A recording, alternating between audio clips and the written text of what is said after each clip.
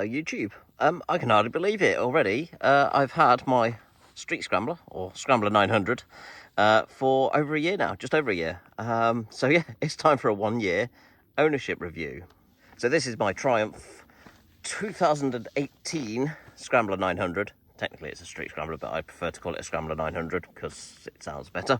But yes, this is it. So yeah, I picked it up just over a year ago from Triumph Oxford, Premier Bikes. And it had about just over 5,000 miles on the clock. And we are now on 10,700 miles, I think, is what it's on now. So yeah, it is actually ready for its 10,000 mile service. Or 1 year, because it's actually fell about the same time. But yes, it is time for that. I've actually ordered the bits just this morning to get those in. I was going to book this in. Probably wasn't going to book it in with Triumph because it costs a lot of money with Triumph servicing. Of course, you know, dealership premium and all that. What I was going to do is book it in with Billy's Motorcycles to get booked in. But actually, I had a look at a video this morning of what's involved, and it's actually the 10,000 mile service is very simple. So I've yeah, just ordered the bits and I'm going to do it myself because it's literally just the usual oil change, oil filter, air filter. Well, technically the air filter isn't part of the 10k service. I think it's part of the annual service. Anyway, doing it anyway. Spark plugs and a few other little bits and pieces. So yeah, should be very easy, very straightforward. I've got all the tools I need to do it, so I might as well do it and save myself save myself some money. And if I'm saving money on it, that means I have more money available to spend on bits and bobs for it. So let's go over what I've done so far. I did cover this in a previous video, and it's pretty much all the same. So what we have, let's sort of start from the top upwards. So I got the Triumph dog and bone handlebar clamp. I got that as a bargain. That was from Staffordshire Triumph on an eBay deal, I think it was. Very heavily reduced, so I just snapped that up as soon as I saw it. Can't remember how much it was now, I just remember it was a bargain at the time. So I've got that. That's my Beeline, just mounted on there. This, by the way, I have ordered the Beeline Moto 2, so I'll be upgrading to the Moto 2 once that arrives, and we'll do a different review video on all that lot, because that looks like they've certainly made some good improvements to the Beeline. My levers, these aren't actually new. I've had these on the Tiger for quite a few years now, and they're the Bad Dog levers, which you get from Sports Bike Shop. I quite like them because, yeah, they're a bit of a shorter lever and they're pretty cool looking. Now, they were black, but they've faded to this sort of like bronzy colour, and it looks really cool and it looks good on this bike. So yeah, it's worked out quite nicely on those. So yeah, that's they're staying on there. Now the issue I ran into with this, typically I'm on the shady sides. I'm on the shade side, so I'm not sure how well you'll be able to see this. On the clutch lever, let me see if I can bring the camera around underneath. Can we get some light in there? No. Can I turn the bars to get some light in there? Okay, I think I can sort of see it. So where the clutch lever is, there's this little switch there that the old lever had a metal bit on the lever that pushed against it, and that was just so the engine management knew that the clutch was in or out. These levers didn't have that, so what I had to do was just make something that fits, and that ended up being this bit of metal here bolted on under here. That is part of the like anti-vibration casing, or I think it might even be like a heat shield type of thing, off the back of a brake pad for the Tiger. Because it's like, what have I got lying around that can be sort of bent around and manipulated quite easily? I was like, oh, I've got this random bit of metal here, that'll do. And yeah, it's done the job. So that now works properly. So the problem I was having was, because that little switch under there wasn't getting pushed in, the engine was in it was kind of running in like a different mode, and it just ran horribly, basically. Yeah, really lumpy and horrible. And it turned out it was because of that. And the other symptom of that was also the fuel gauge stopped working. So I'm not sure how it all works, but that's why. That was the cause, and that was the fix. So yeah, that's all good. Moving on, the headlight grille, I think that's standard on these. It came with it when I got it. Got the high front mudguard, which was just a bracket from Square Deals. Just moves the mudguard from off the brace here to under here where the regulator rectifier is. So yeah, just helps with the look, I think, because the one thing I didn't like was this mudguard is from the Street Twin, which had a smaller front wheel. So if you look at the radius, the curve radius of that compared to the bigger 19-inch front wheel on here, you can see it just doesn't look right. So it's not quite as obvious when it's raised up. Or maybe it is now, I've said it. But anyway, I've raised it up because I wanted the high mud level look, higher mudguard look, which is good. And as for, say, the radiator has been okay, except for it's got a little clump of tar built up. I can't see my screen, so I'm sorry if the camera's not pointing in the right direction. Yeah, a bit of tar built up there that have flung off the tyres. That was from a trip last week where we ended up on some recently resurfaced road, and it was all tar and stuff, and yeah, the bike's got absolutely filthy.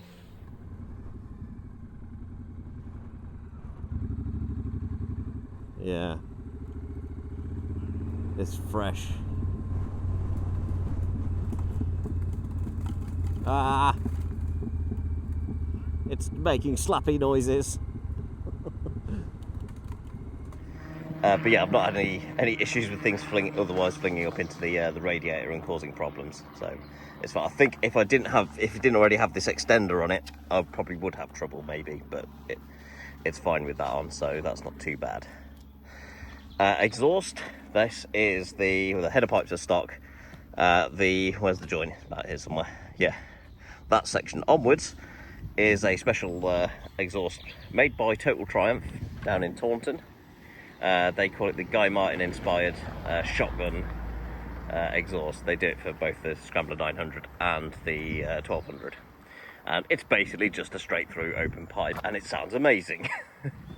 No modifications were needed to the fuel injection or anything like that. It just works. The brain on these bikes are a bit, they're quite clever, and they just adjust accordingly. They're pretty smart at doing all that, so that's cool. The bike came with the... I'm doing this the wrong way around, really. I've parked in the worst place because, yeah, we've got the shade side here that I want to show. So, in fact, let me rotate it. So, yes, the pannier rack, that was already with the bike when I bought it, but it didn't come with the pannier. Recently, I did buy the pannier for it, so, yeah. There is now a pannier that I put on the side, and that is actually a lot bigger than what I thought it would. It can hold quite a lot, but also it does stick out quite a bit. I think it's about right about there it sticks out to. Yeah, it's good that it can carry a fair bit. I mean, I think the official maximum weight it says is like 5 kilos, which isn't too much, but considering it's sticking off this side of the bike, you don't want it too unbalanced. But it helps with loading things onto the luggage rack. It helps just balance things out. This number board here is something I printed off myself just recently. I think the last time I had the aluminium one on there. The problem with the aluminium one was it was a bit bigger than this. It stuck up a bit, and I could feel it on my leg, and I was getting like the edge here against my leg. It was getting a bit uncomfortable. So yeah, I've 3D printed this one with my little rat logo on there, and just so happens the colour is quite a good match on that filament. So yeah, quite pleased with that. So yeah, that's good. That is it for upgrades. The rear shocks on this aren't standard. These are aftermarket ones that they came with the bike. They are YSS rear shocks, which are it's adjustable height, adjustable rebound, and there's preload adjustment on them as well. Which I actually had a tweak with the other day, and it's actually helped the bike a lot because I found it was very bumpy. Going over bumps was very jolty. It was very, very hard, and it turned out there was whoever had it last and adjusted it. They put a lot of preload on. I mean, this was like way down. So yeah, they put a lot of preload on. So I took that off and then adjusted the rebound as well, and it's just that bit. Yeah, it's a bit smoother over the bumps now. It's not too soft, but it's certainly not as like bang jolty. Doesn't send a shockwave right through your spine. So yeah, it rides a bit more comfortably on the road now. So that's even better. And then yeah, when I've got it loaded up, it's also better for that as well. Right, I think that is it for the walk around section. Let's just fire up the clocks and get the official mileage reading. 107.18. There we go. And yeah, we've got the spanner on there because it is yeah, due for the service, like I said earlier. All right, let's ride.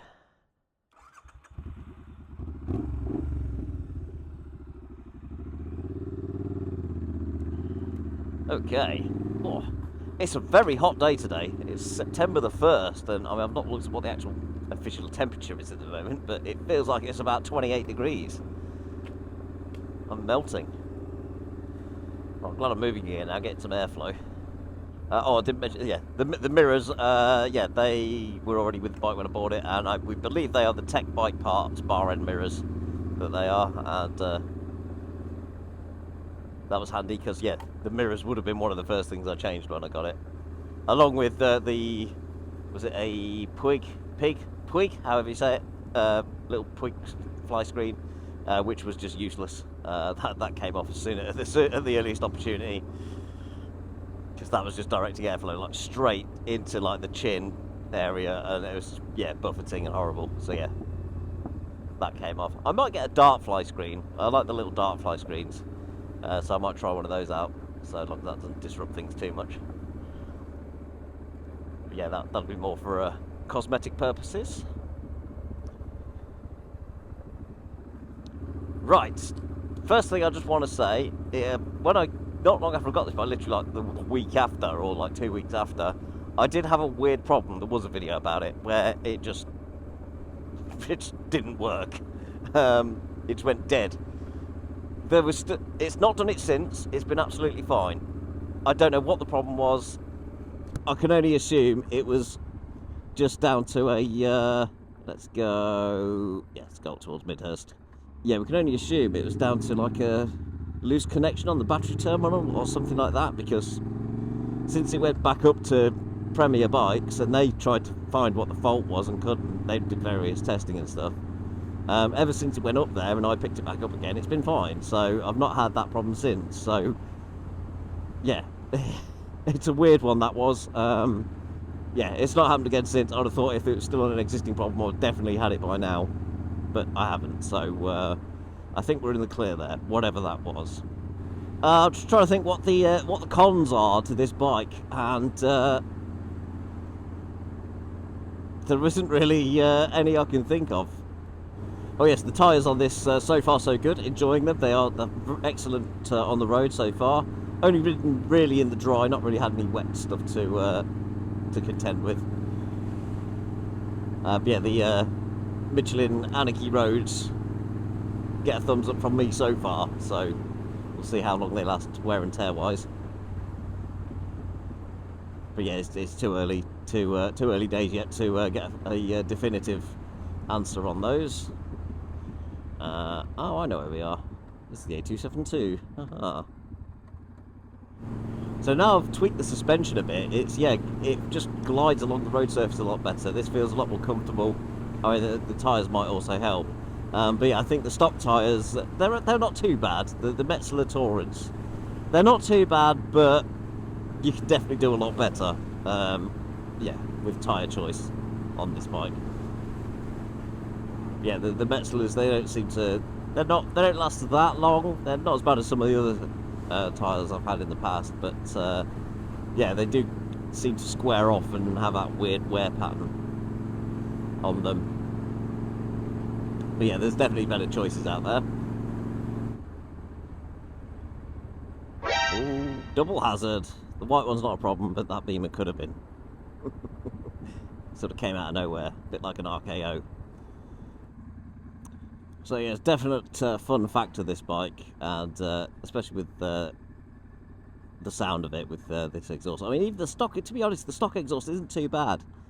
It is a bit quiet, but when you can actually hear it, it actually does sound pretty good. It's just a lower level. It's a bit more sociable. Yeah, comfort-wise, the seat on this is actually really good. I think I'm actually more comfortable on this than I am on the Tiger, especially a little bit of longer journeys. The only thing that's sort of makes you less comfortable is at higher speeds, because you just got the brunt of the wind and stuff. You're more exposed. But I think generally, just for like saddle time and stuff, I think this is actually more comfortable. I find it. I mean, I'm not sure how. Yeah, without really putting it to the test, I don't really know, but it certainly feels that way.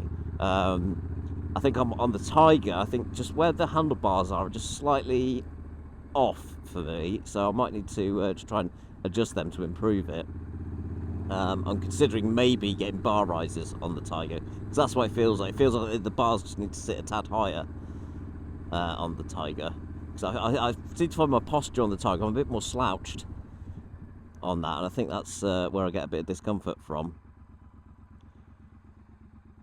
Whereas on this, I feel like I'm more postured correctly. My back is straight and all that lot. So I think that actually helps a lot. Also, I should actually talk about running costs as well. My average MPG, well, now I've not reset this for a long time. So my average MPG for mixed riding for however long it has been since I've reset it, which has been months and months and months, is 71.2 MPG. It's really good. I think my Tiger does about 58, I think, or 60, 65 maybe. It's definitely not as good as this on fuel economy. But then again, as I say, it's an older triple engine. It's not going to be quite as efficient as this. Yeah, the trip I did last week was with Captain Rambunctious and Redford Baron. We went up to Yorkshire, camped the night at Squire's Cafe, which was excellent up there, because it's 10 quid for camping there, and it's practically a pub. And yeah, they've got all the facilities there and stuff, and yeah, decent food as well. So definitely worth a visit for sure. Yeah, so that was, I went on the Scrambler, and that was, say, loaded up with my tent and stuff. Mostly like motorway miles, travelling up there and stuff, and was absolutely fine, comfortable, wasn't getting too fatigued or anything like that. It was very enjoyable.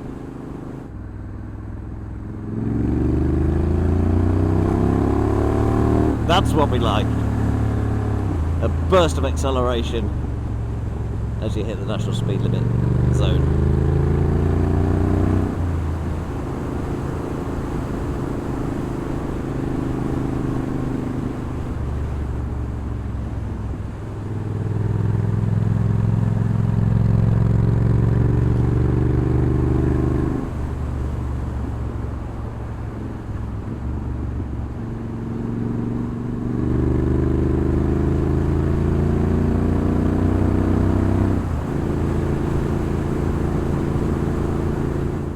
So yes, it's been a year of very fun, and apart from the problem I mentioned earlier, absolutely trouble-free. I can't think of anything else negative, if anything, to say about this bike. The only thing I can say is maybe it doesn't do such and such very well, but it's because it's not that sort of bike. That's, yeah, the only things I can sort of think of. The downside is it doesn't do 200 miles an hour, but it's not a sports bike. But yes, very practical and very fun. I absolutely love this, and I would like to commute on this to work more, but I'm just a bit paranoid because I've got nowhere that's safe to leave it at the moment. Hopefully that's going to change soon, but at the minute, yeah, it would be left unattended, and yeah, I just don't like that idea. So I'm only commuting with the Tiger at the minute. I bet Whiteways is going to be busy today. Yeah, fairly. Actually, not as busy as I thought it would be, actually. But yeah, quite a few there. So I am not stopping there. I'm going somewhere else.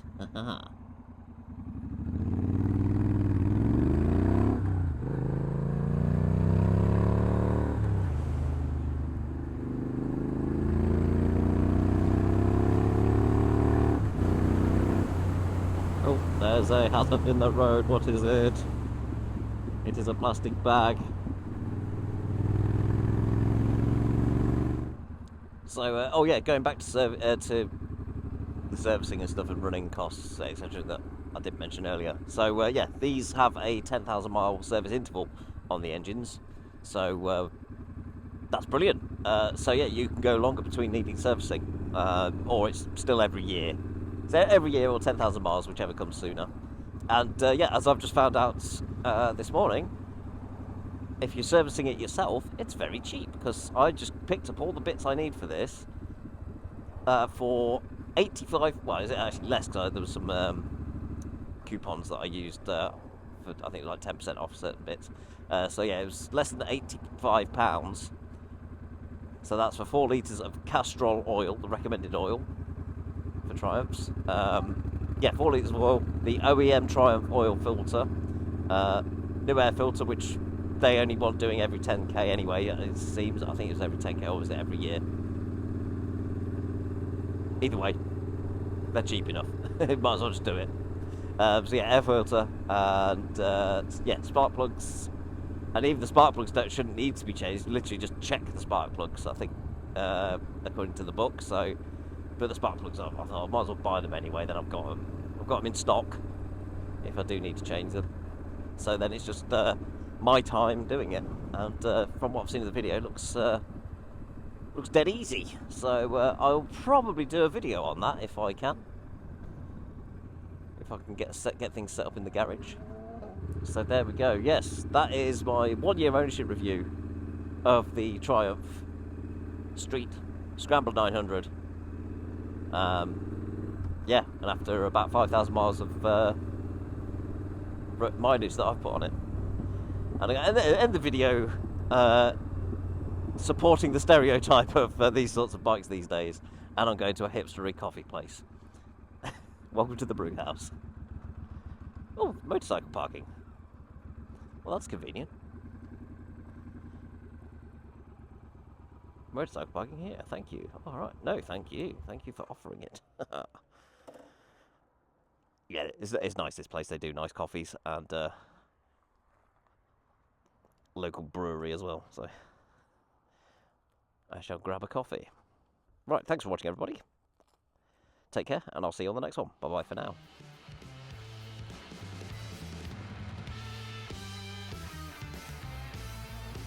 You always got to do that look back.